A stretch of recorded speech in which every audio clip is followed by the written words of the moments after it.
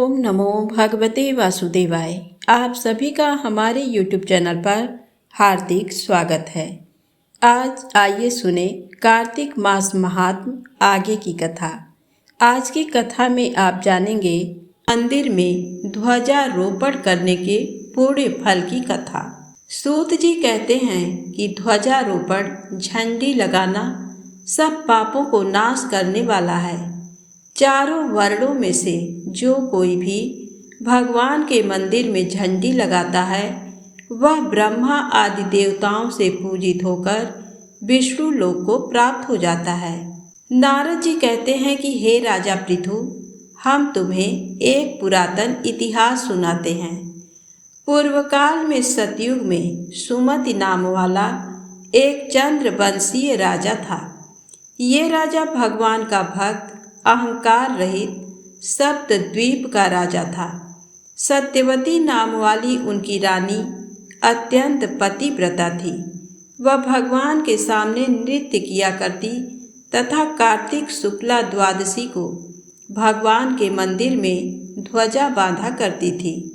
एक दिन राजा तथा रानी को देखने के लिए विभांडक ऋषि आए। राजा ने उनका अत्यंत आदर सत्कार किया। तब राजा को ध्वजारोपण करते हुए देखकर मुनि ने कहा, हे राजन, भगवान को प्रसन्न करने के और भी अनेक साधन हैं, परंतु तुम्हारी इस ध्वजारोपण में इतनी श्रद्धा क्यों है?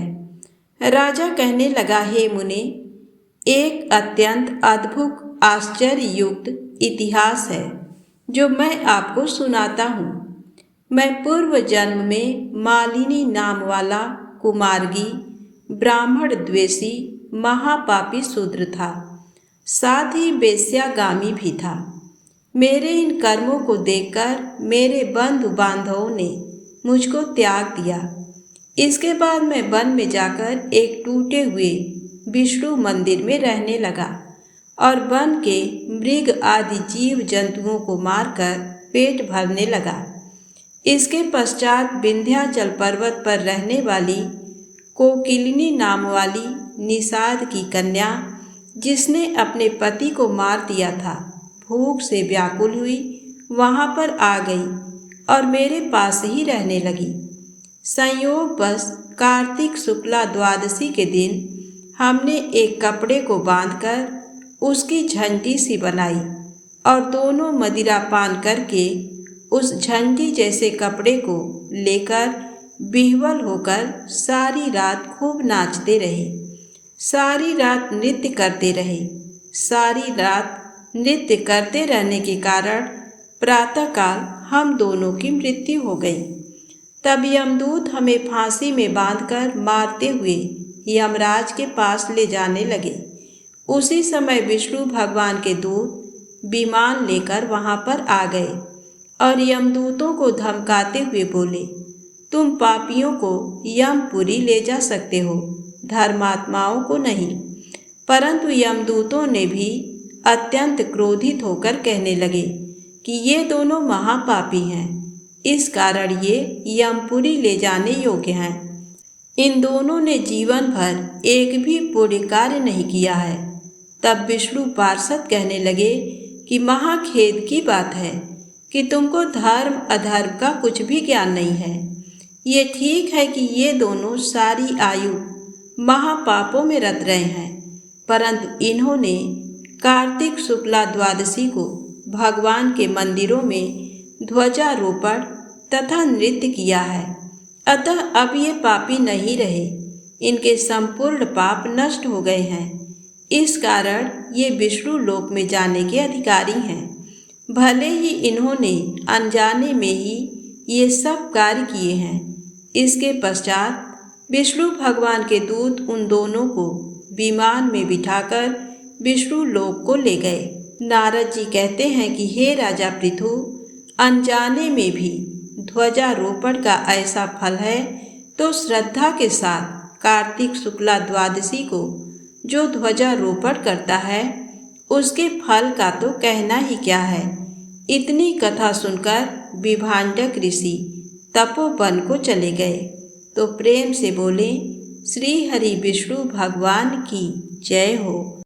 अब आइए सुने कार्तिक स्नान से जुड़ी दूसरी पौराणिक कथा। एक समय की बात है, किसी नगर में एक बूढ़ा व्यक्ति रहता था और उसकी 7 बहुएं थीं।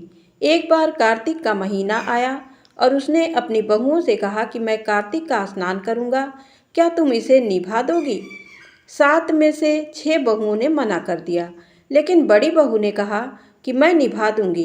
बूढ़ा हर रोज सुबह उठता और नदी पर स्नान कर घर आता। गीली धोती को वह बड़ी बहू के आंगन में सुखा देता।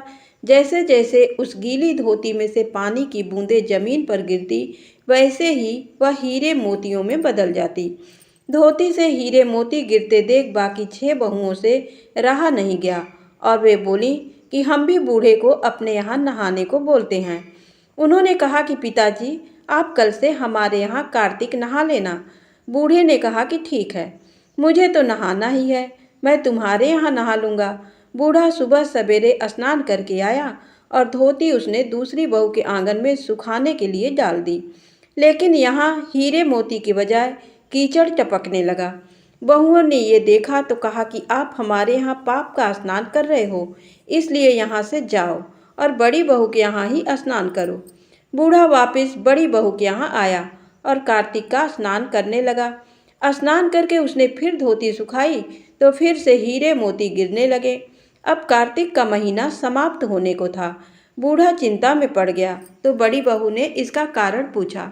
उसने कहा कि कार्तिक स्नान समाप्त होने को है और मेरा मन है कि मैं सारे परिवार को एक दिन खाने का न्योता दूं। बड़ी बहू ने कहा कि पिताजी, इसमें चिंता की क्या बात है, आप सभी को बुला लो, मैं खाना बना दूंगी। बूढ़ा सभी को निमंत्रण देने गया तो बाकी बहुओं ने कहा कि जब तक ये घर पर रहेगी हम खाने पर नहीं आएंगे।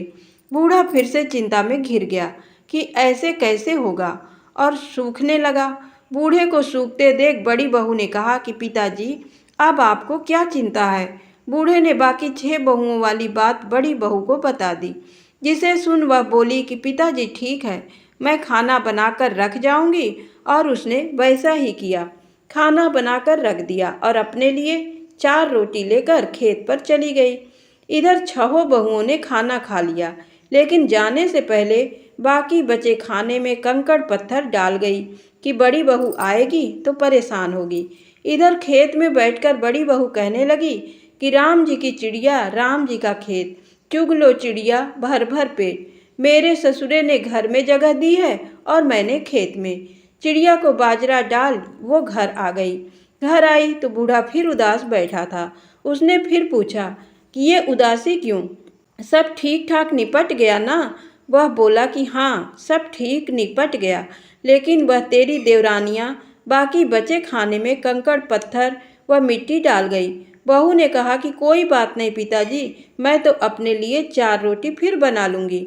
बहू बूढ़े से बात कर घर के भीतर जाकर खाने को देखती है, लेकिन वह देखती है कि जिस खाने में वो सब कंकड़ पत्थर डालती हैं वह हीरे मोती में बदल गए हैं। घर की जगह महल खड़ा हो गया और धन दौलत से भर गया। अन्न के भंडार घर में भरे पड़े हैं। वह बूढ़े को बुलाकर कहती है कि पिताजी, आपने तो कहा था कि मेरे लिए कुछ नहीं बचा है, लेकिन यहाँ तो हीरे मोतियों के भंडार हो गए हैं। पूरे घर में धन की वर्षा हो रही है। साधारण सा घर महल में बदल गया है। बूढ़ा सब चीज़ें देखकर बोला कि बेटी, तुमने सच्चे मन से कार्तिक स्नान सच्चे मन से निभाया था, लेकिन बाकी बहुओं ने पापी मन से इसे निभाया, इसलिए कार्तिक देवता तुमसे प्रसन्न हुए और ये फल दिया। हे कार्तिक के देवता, जैसे आपने बड़ी बहू की सुनी वैसी सबकी सुनना। कहानी सुनने वालों की भी, कहानी कहने वालों की भी, सभी की मनोकामनाएं पूर्ण करना।